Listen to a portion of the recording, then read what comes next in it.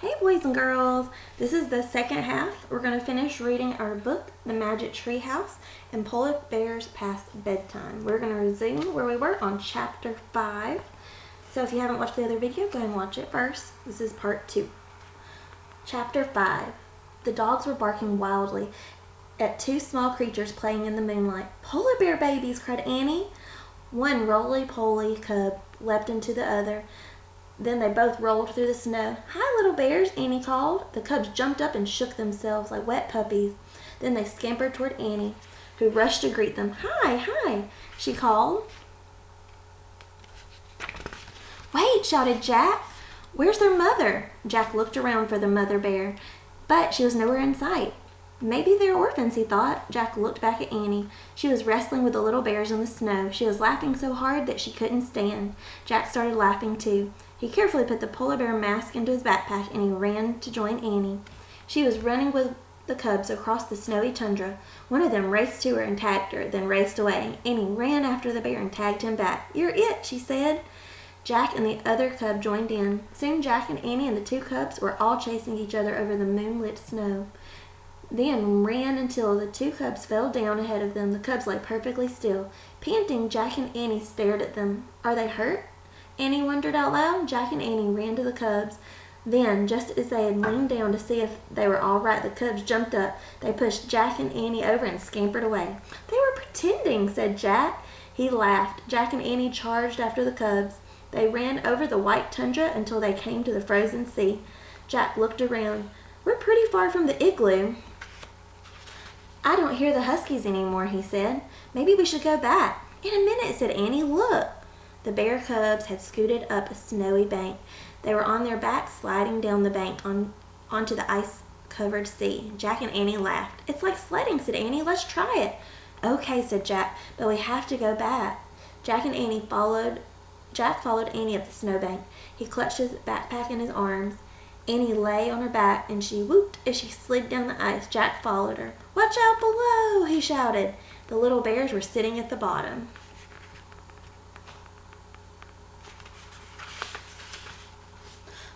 of the snowbank. One gently whacked Jack in the face with her furry paw.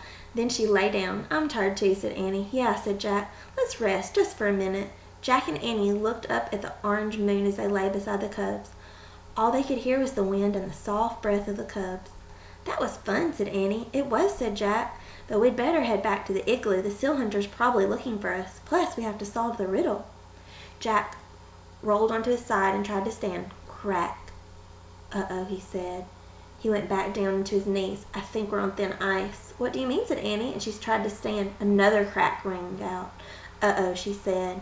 She carefully lay back down. The polar bear cubs moved closer to Jack and Annie. They made little crying sounds, and Jack wanted to cry too, but he took a deep breath. Okay, let's see what our book says, he said. He reached into his backpack for the Arctic book, and he took the mask out first and handed them to Annie. I took these from the igloo by mistake, he said, and he reached for his Arctic book. He heard the loudest crack of all. Crack! We're not even moving and the ice is cracking, said Annie. Just then there was a new sound, a low snorting sound. It came from the top of the snowbank about 50 feet away. Jack looked up. Staring down at them was a giant polar bear. The polar bear mother, whispered Annie. Chapter 8, Flying Bears. The cubs whimpered louder. Then they want to go to her, but they're afraid of the ice, whispered Jack. Annie petted the cubs. Don't be afraid, she told them. You'll get back to your mother. The big polar bear growled. She paced back and forth, sniffing the air. Annie kept patting the two cubs and whispering to them. Jack looked in his book for anything that might help. Finally, he found something. Even though a female polar bear can weigh as much as 750 pounds, she can walk on ice too thin to hold a person by balancing her weight, sliding her paws over the ice. Oh man, that's incredible, whispered Jack. He watched. The mother polar bear walked down the snowbank. On large, silent feet, she crept at the edge of the frozen sea. She tried to step onto the ice, but each time she did, it cracked, and she had to retreat. At last, she found a firm spot. Then the polar bear stretched out her 4 legs and lay on the ice. She slowly moved forward, pushing herself with her claws. Is she coming for the babies? Asked Jack. Or is she coming to get us? I don't know, said Annie. Hey, let's put on the mask. For what? Said Jack. Maybe they'll protect us, said Annie. Maybe she'll think we're polar bears too. Oh, brother, said Jack. But Annie gave him a bear mask. He took off his glasses and slipped it on. Jack peered through the mask holes. It was hard to see the huge white bear sliding over the frozen sea. He squinted. That helped. The polar bear looked at her cubs and let out a deep moan. The 2 bears carefully went to their mother. She licked the cubs and touched her nose against each of theirs. Then they crawled onto her back. They're safe now, said Jack. Even if the mother breaks through the ice, she can swim with them to shore. Yeah, I just wish she wouldn't leave us behind, said Annie. The mother bear slowly turned her body around, and then she pushed off with her hind legs, and her cubs were on her back, and she began sliding away. Let's try moving like her, said Annie. But we could break through and freeze to death, said Jack. If we stay here, we'll freeze too, said Annie. Remember, the seal hunter said his people had learned from the polar bears. Jack took a deep breath. Okay, he said, let's try it. He lay on his stomach and he spread out his arms and legs, and he copied the bear.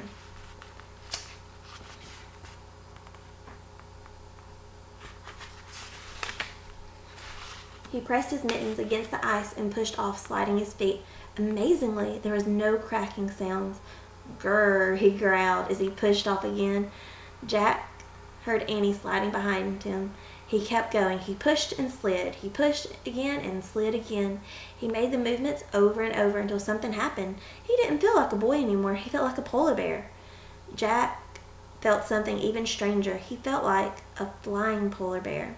Jack swirled along as his arms and legs were giant wings, and the moonlit sea ice was a glassy sky. He remembered what the seal hunter had said. Polar bears can fly. Chapter 7. Spirit Lights. Jack, you can get up now, said Annie. Jack opened his eyes. Annie was standing over him.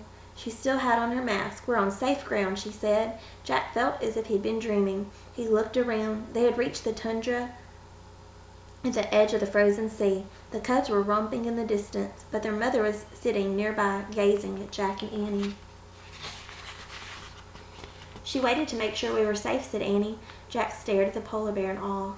The words of the seal hunter came back to him. Always thank the animal spirits. We should thank the polar bear spirits now, he said. Of course, said Annie. Jack scrambled to his feet. Still wearing his bear mask, he stood before the polar bear and pressed his hands together. We thank you, he said, bowing. Yes, we thank you forever, said Annie, also bowing. We thank you beyond the moon and the stars, said Jack, and beyond the deepest seas, Annie added. Then she threw out her arms and twirled around, and Jack did the same. They both danced around in the snow, honoring the bear. And finally they stopped and bowed one last time. And when they looked up, the polar bear rose up on her hind legs. She was twice as tall as Jack. She lowered her huge head as if she was bowing back to them. At that moment, the sky exploded. The night became a giant swirl of red and green and purple lights. It looked like a genie coming out of a magic lamp. The sight took Jack's breath away. He stared in wonder as the dazzling lights lit the tundra. Is it the polar bear spirit? Asked Annie in a hushed voice. As far as Jack could see, the sky and the snow shimmered. Even the bear's fur shimmered in the strange light. No, it's not a spirit, said Jack. There's got to be a scientific reason. I'll find out. Shaking, he reached into his backpack and pulled out the Arctic book. He took off his bear mask and put on his glasses. By the greenish glow, Jack filmed a picture of the sky lights. The picture didn't come close to the real thing, and he read out loud, one of the most amazing sights in the Arctic is the northern lights. The swirl of the light is caused by electrical charged particles from the sun striking atoms and molecules in the Earth's atmosphere. See, there is a scientific reason, said Jack. It's not the spirits. Then suddenly all the dancing lights were gone, as if someone had blown out a candle. The magic had ended. Chapter 8. Riddle Solved. Now only the moon shone on the snow. Jack looked around at the polar bear. She was gone. Where'd she go? Asked Annie. I don't know, said Jack. He looked over the tundra. There was no sign of the giant bear or her cubs. Maybe she's not interested in scientific reasons, said Jack. Annie sighed. She took off her bear mask and handed it to Jack. He put both their masks in his backpack. "Now what?" said Annie. They looked around. The vast fields of snow ended in darkness. Jack had no idea where they were. He shrugged. "I guess we just have to walk and hope for the best." "Wait, listen," said Annie. From the distance came howling sounds. They grew louder and louder. "Yay, we don't have to wait long," said Annie. "The huskies are coming." Howling filled the night as the dog sled came into view. The seal hunter was running beside it. "We're here, over here," said Jack. He ran towards the sled, and Annie followed. "I was afraid you were lost," said the seal hunter. "We were," said Annie. "And we got stuck on thin ice, too, but the polar bear helped us." "Yeah," said Jack. "And we wore your masks. They made us feel like bears." "Yeah, the mask made us brave," said Annie, and she caught her breath. "Oh, man, wait," said Jack. Annie's words sounded familiar. He took out his notebook and he read Morgan's riddle aloud. "I cover what's real and hide what's true, but sometimes I bring out the courage in you. What am I?" "A mask," Jack and Annie said together. The seal hunter smiled. "You knew," said Annie. "It was for you to discover," said the seal hunter, "not me." But Jack pulled the bear mask out of his backpack. "Here," he said. "Thanks a lot." The hunter took the mask and put them inside his parka. "We can go home now," said Jack. "Do you mind taking us back to the treehouse?" said Annie. The seal hunter shook his head. "Climb on," he said. Jack and Annie climbed on to the dog sled. "Mush," said the seal hunter. "Mush," said Annie. "Mush," said Jack. Snow began to fall as they took off across the dark ice. Chapter 9. Oh no, one more. By the time the dog sled arrived at the treehouse, the snowstorm had become a blizzard. "Can you wait just a minute?" Jack asked the seal hunter. "Can we go check something?" The hunter nodded. The dogs whined as Jack and Annie climbed through the treehouse window. Jack grabbed the scroll that held the riddle, and he unrolled it. The riddle was gone. In its place was one shimmering word, mask. "We did it," said Annie. "The treehouse will take us home now." "Great," said Jack. "Let's say goodbye to the seal hunter and give him back his clothes."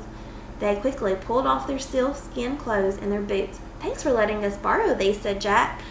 Through the window, the seal hunter walked to the treehouse and took the clothes from Jack and Annie. They stood shivering in their pajamas and bare feet. "Thanks for everything," said Annie, her teeth chattering, and the seal hunter gave them a wave.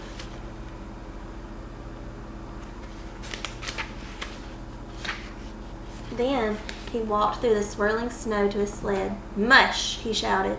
The dogs took off through the stormy night. "Let's get out of here," said Jack. He hugged himself. "Before we freeze to death." Annie grabbed the Pennsylvania book that always took them home. She pointed to a picture of Frog Creek Woods. "I wish we could go there," she said. They waited for the treehouse to start spinning, but nothing happened. Jack shivered. "I wish we could go there," said Annie again, and again nothing happened. "What's going on?" said Jack. He looked around the treehouse. The 4 scrolls with the solved answers were in the corner. Then he saw it, a 5th scroll. "Where did that come from?" he said. Jack grabbed it and unrolled it, and on it were the words, "Look at the letters, the first, not the rest. Discover the place that you love the best." "Oh no," said Annie. "Another riddle?" Okay, let's stay calm," Jack said, shivering. "Look at the letters, the first, not the rest." Okay, the first letters in this riddle are LATLT. "That doesn't make any sense," Annie said. The icy winds battered the treehouse, and snow blew inside. "We have to hurry," said Annie. Jack was freezing. He looked around wildly. Letters. What letters? His gaze rested on the scrolls in the corner. Maybe we should look at the letters of the answers," he said. "Right," said Annie, and they began unrolling the scrolls.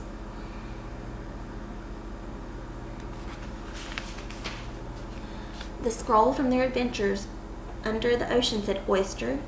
The scroll from the trip to the Wild West said echo. The scroll from their journey to Africa said honey, and their scroll from the Arctic said mask. Oyster, echo, honey, mask, said Jack. "The first letters are O-E-H-N. "That doesn't make any sense either," said Annie. "Yeah, but maybe we have to unscramble the letters," said Jack. O-E-H-N. "They could spell hemo or meho," said Annie. "Or home," said Jack. "Home," cried Annie. "That's the place we love the best." Jack unrolled the 5th scroll again, and the riddle was gone, and in its place was one shimmering word, home. Yay, cried Annie, and she grabbed the Pennsylvania book. I wish we could go home. Home, home, home, home. And the treehouse started to spin. It spun faster and faster and faster, and then everything was still. Absolutely still. Chapter 10, Master Librarians. Warm air washed over Jack. It felt wonderful. You have succeeded in your quest, said a soft, soothing voice. Are you glad to be home? Jack opened his eyes.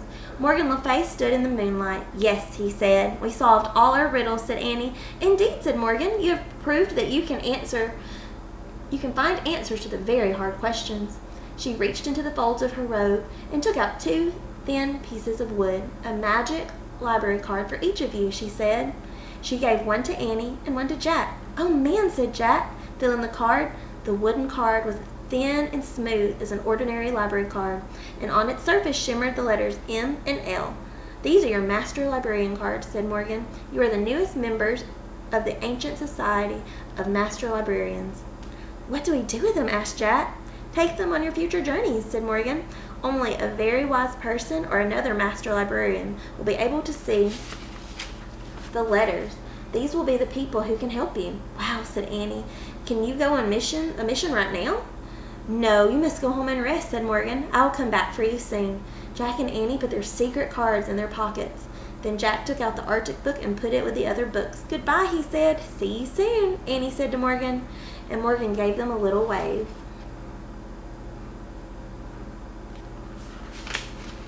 Jack and Annie climbed down the rope ladder, and as soon as they stepped into the dark ground, they heard a roar.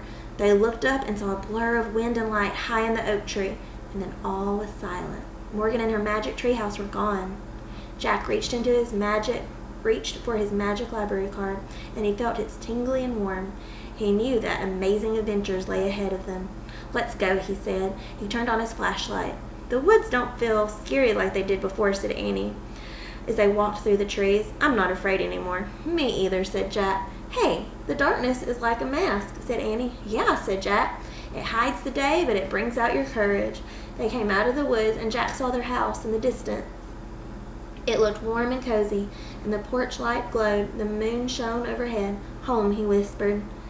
Home, said Annie, and they started running. Jack took off after running to the place they both loved the best. The end.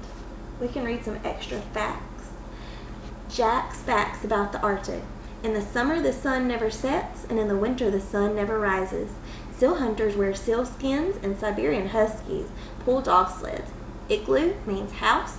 People can learn from animals. Polar bears can walk on ice too thin to hold a person, and the northern lights are an amazing sight. All right, that's the end of our story. That was the Magic Treehouse and Polar Bears Past Bedtime. This was number 12. We will come back and read number 13 in a couple of days. All right, have a good day.